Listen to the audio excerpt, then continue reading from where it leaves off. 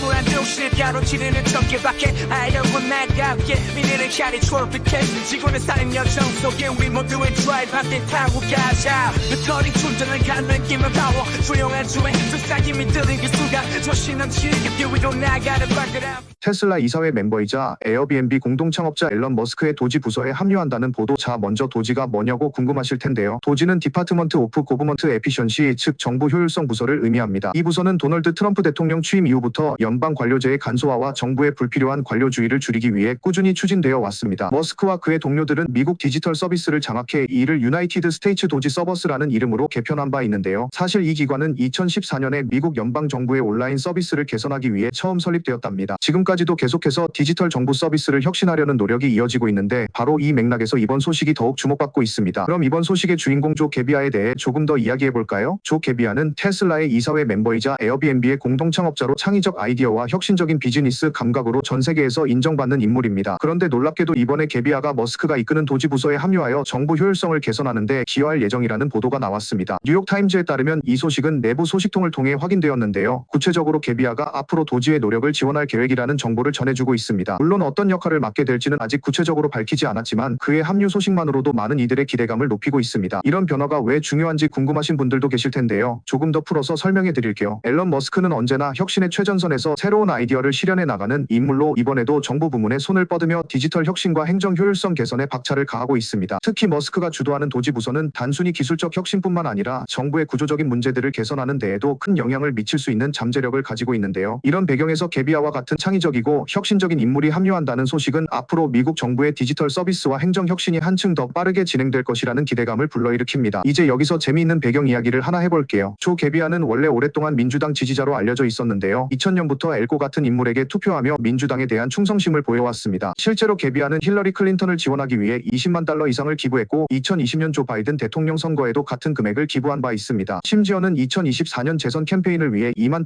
추가로 지원하기도 했습니다. 그런데 여러분, 놀랍게도 시간이 지나면서 그의 정치 성향은 오른쪽으로 조금씩 기울었다고 하는데요. 이는 부분적으로 케네디의 영향 때문이라고 전해지고 있습니다. 이렇게 정치적 입장이 변화한 게비아가 이번에 머스크의 도지 부서에 합류한다는 소식은 단순히 기업과 정부가 만나는 순간 이상의 의미를 가지고 있습니다. 이 과정에서 주목할 점은 게비아가 과거에 민주당을 열렬히 지지했던 인물이지만 최근에는 정치적 입장이 변화하면서 트럼프 대통령의 당선 이후에 새로운 행보를 보이고 있다는 사실입니다. 머스크 역시 예전에는 전통적인 정치 성향에 얽매이지 않고 스스로의 비전을 제시하며 여러 변화를 이끌어왔죠. 두 사람 모두 기존의 틀을 깨고 새로운 길을 개척해 나가는 인물들이라는 점에서 이번 합류 소식은 큰 시너지 효과를 기대하게 만듭니다. 물론 조 게비아 자신은 이번 합류에 대해 아직 별도의 공식 입장을 내놓지 않았습니다. 하지만 이 소식이 공개되면서 테슬라 이사회와 에어비앤비 공동 창업자의 전문성과 창의력이 정부의 효율성을 높이는 데 큰 역할을 할 것이라는 기대감이 커지고 있습니다. 실제로 정부 효율성 부서는 지금까지 디지털 혁신과 행정 개편에 대한 다양한 시도를 해왔는데 게비아 같은 혁신가의 합류는 이러한 노력을 더욱 가속화시킬 수 있을 것으로 보입니다. 여기서 여러분께 한번 질문 드릴게요. 여러분은 기업의 혁신가들이 정부 개혁에 참여하는 것이 긍정적이라고 생각하시나요? 아니면 조금 위험한 시도라고 보시나요? 여러분의 생각을 댓글로 남겨주시고 구독과 좋아요, 알림 설정도 꼭 부탁드립니다. 여러분의 의견이 저에게 큰 힘이 된답니다. 이번 소식은 단순히 한 인물이 새로운 부서에 합류한다는 것을 넘어 우리 사회 전반에 걸친 혁신과 변화의 신호탄이라고 할 수 있습니다. 정부와 민간 부문이 협력하여 더 효율적이고 투명한 시스템을 만들어 나가는 것은 결국 우리 모두에게 더 나은 미래를 가져다 줄 중요한 발걸음입니다. 머스크와 게비아가 이끄는 새로운 도전이 앞으로 어떤 성과를 낼지 정말 기대되지 않나요?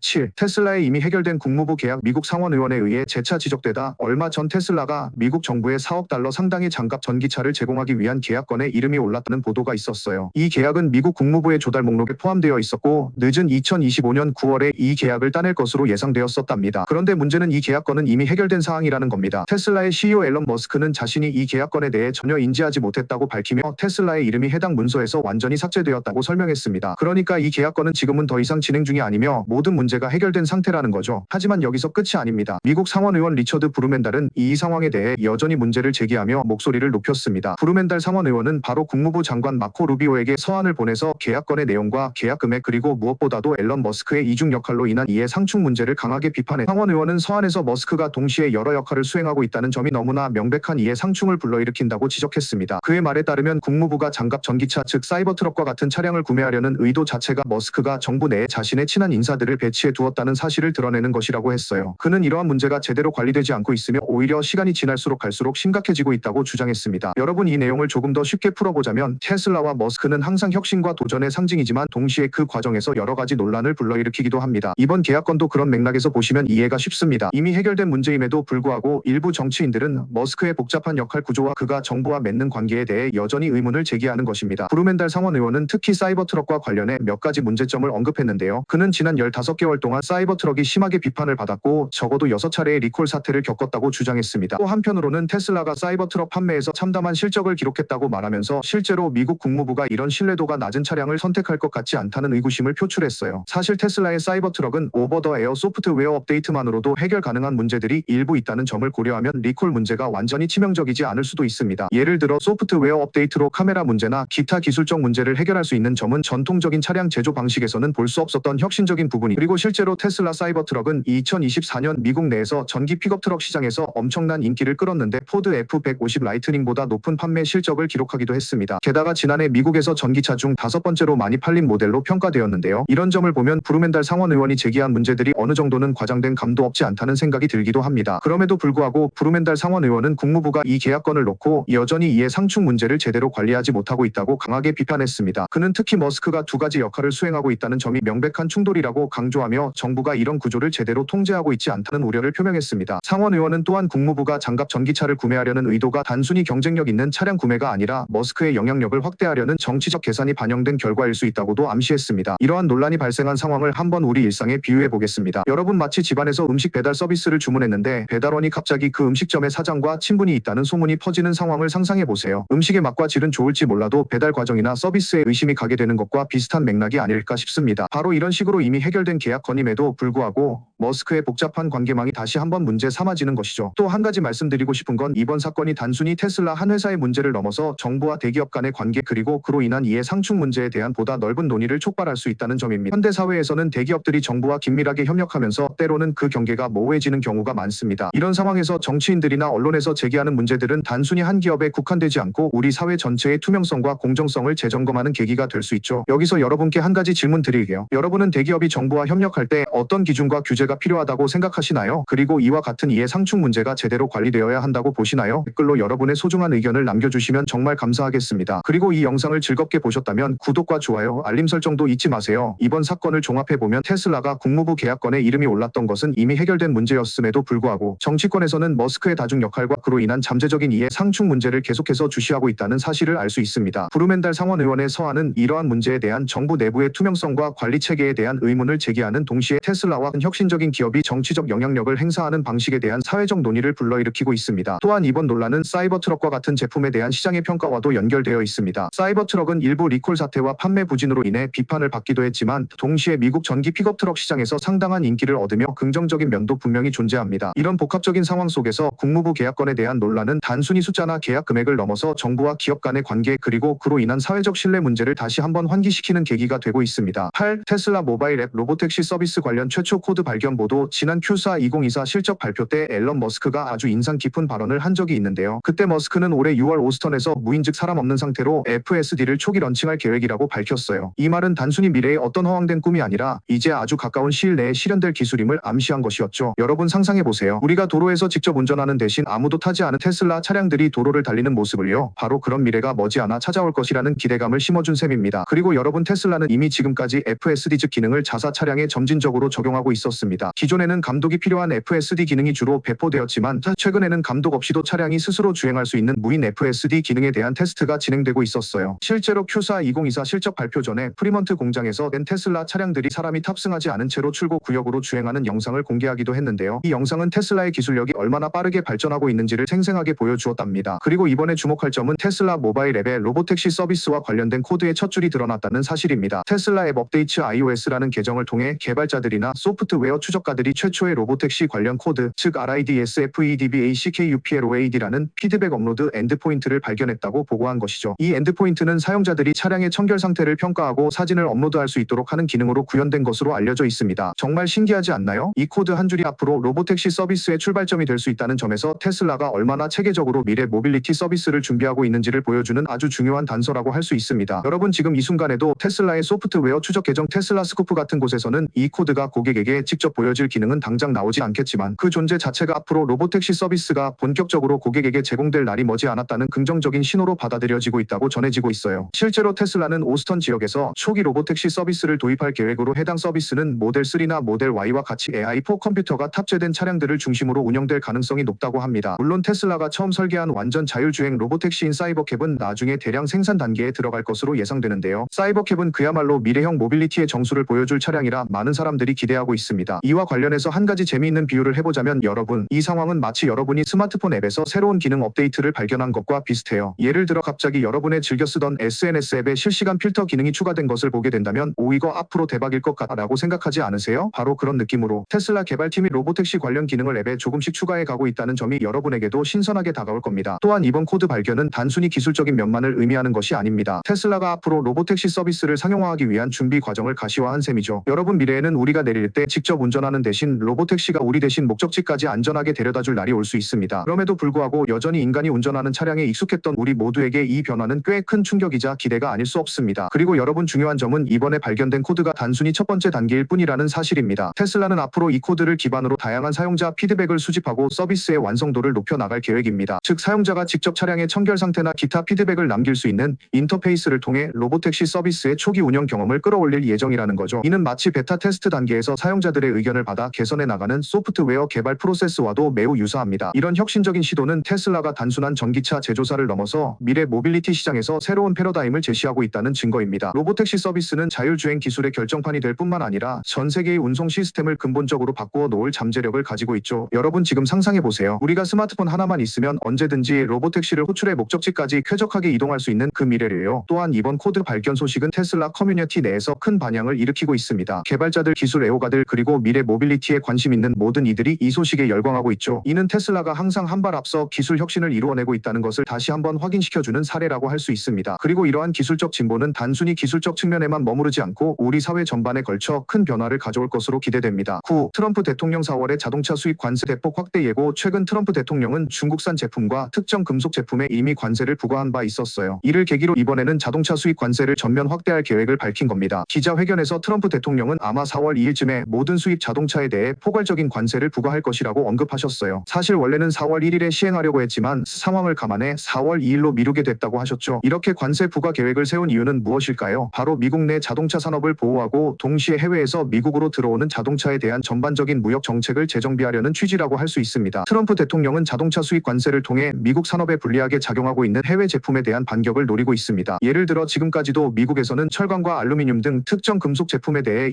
25%의 관세를 부과하고 있었는데요. 이번 조치는 그 연장선상에서 이루어진 것입니다. 더욱 흥미로운 점은 이번 자동차 수입 관세 확대 조치가 단순히 특정 부품이나 특정 차량에 국한되지 않고 모든 수입 차량에 대해 적용될 예정이라는 점입니다. 이 말은 미국으로 들어오는 자동차 전반에 걸쳐 관세가 부과된다는 뜻이죠. 이를 통해 미국 정부는 해외 자동차 제조업체들에게 상당한 압박을 가하게 될 것입니다. 여러분, 이 상황은 마치 여러분이 평소에 즐겨 찾던 카페에서 갑자기 가격이 대폭 오른 것과 비슷한 느낌일 수 있습니다. 소비자 입장에서는 당연히 불만이 생길 수밖에 없겠지만 정부의 목표는 미국 내 자동차 산업을 보호하기 위함이라는 점 꼭 기억해 주세요. 그리고 트럼프 대통령의 이번 발표와 함께 그의 내각도 중요한 역할을 하고 있습니다. 트럼프 대통령은 이번 관세 부과 계획에 대해 4월 1일까지 모든 수입품에 부과되고 있는 관세 내역과 각국의 대응 관세를 정리한 보고서를 제출하라고 지시했다고 해요. 이러한 보고서는 미국 정부가 다른 국가들의 수입 관세 정책을 면밀히 분석해 상호보복적인 조치를 준비하는 데 큰 도움이 될 예정입니다. 이를 통해 미국은 상대국들이 자국 제품에 부과하는 관세를 상쇄할 수 있는 상호 수입 관세를 개발하려고 하는 셈입니다. 이와 관련해 자동차 업계에서도 다양한 반응이 나오고 있는데요. 포드의 CEO 짐 파를리는 X에 트럼프 대통령의 이 아이디어를 높이 평가한다며 미국 자동차 산업을 보호하기 위한 종합적인 무역 정책이 매우 중요하다고